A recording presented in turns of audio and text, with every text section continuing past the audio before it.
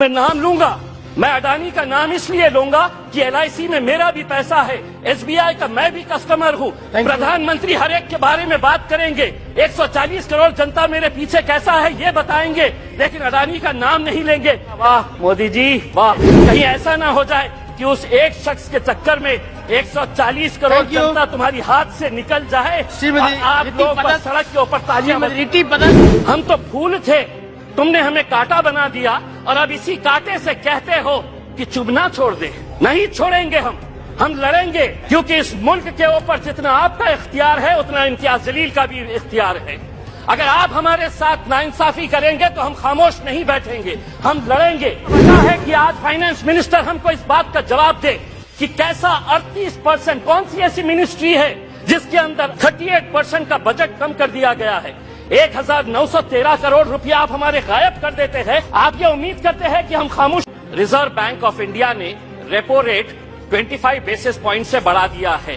पिछले 4 मई 2022 को 4.40 हमारा रेपो रेट था।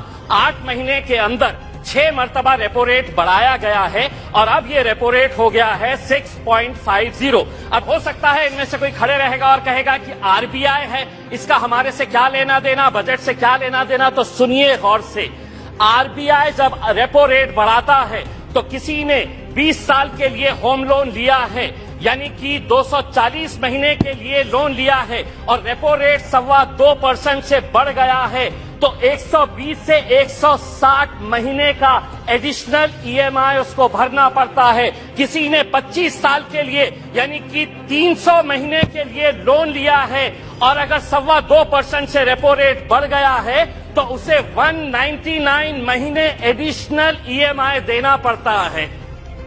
आप कहेंगे कि हमारा इससे क्या लेना देना, यही तो जादू का खेल खेल रहे कि आपने इनकम टैक्स के अंदर रिबेट दिए, बहुत सारे लोगों को खुश किया और सैलरीड क्लास को कहा कि हम तुमको इनकम टैक्स में रिबेट दे रहे, लेकिन अब जिंदगी के साथ भी और जिंदगी के बाद भी तुम्हारा EMI चलता रहेगा, तुम्हारा लोन चलता रहेगा करके ये एक संदेश सरकार ने दिया है।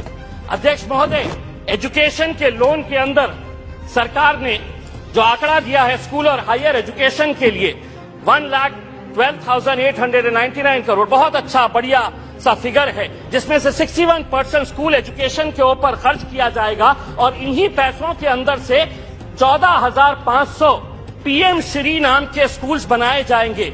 अध्यक्ष महोदय, मैं पूछना चाहता हूं, जो बच्चे आज गांव के अंदर पढ़ रहे हैं, जो जिला परिषद के स्कूलों के अंदर पढ़ रहे हैं, मेरे अहम सिर्फ अकेले औरंगाबाद जिले के अंदर अभी सर्वे करवाया सरकार के जरिए 1600। राणे साहब, आप महाराष्ट्र से आते हैं, अकेले औरंगाबाद जिले के अंदर 1600 ऐसे स्कूल्स हैं जिनके सर के ऊपर बच्चों के क्लासरूम्स के अंदर पक्की छत नहीं है, टीन के शेड के नीचे ये 1600 बच्चे तालीम हासिल कर रहे हैं। उनका कसूर सिर्फ इतना है कि वो किसानों के बच्चे हैं, वो गरीबों के बच्चे हैं, वो मजदूरों के बच्चे हैं। आप बनाइए नए स्कूल्स, लेकिन आपके पास 1 साल बचा हुआ है, यह अहद करिएगा, प्रधानमंत्री जी को कहिएगा कि PM श्री नहीं, उन पूरे स्कूल को हम PM महाश्री नाम देंगे। अगर 1 साल के अंदर ये 1600 औरंगाबाद जिले के स्कूल्स को अगर आप बदलते हैं तो हम भी कहेंगे। अगर 1 साल के बाद अगर ये कर पाते हैं तो इम्तियाज जलील यहां पर खड़े रहकर कहेगा वाह मोदी जी वाह।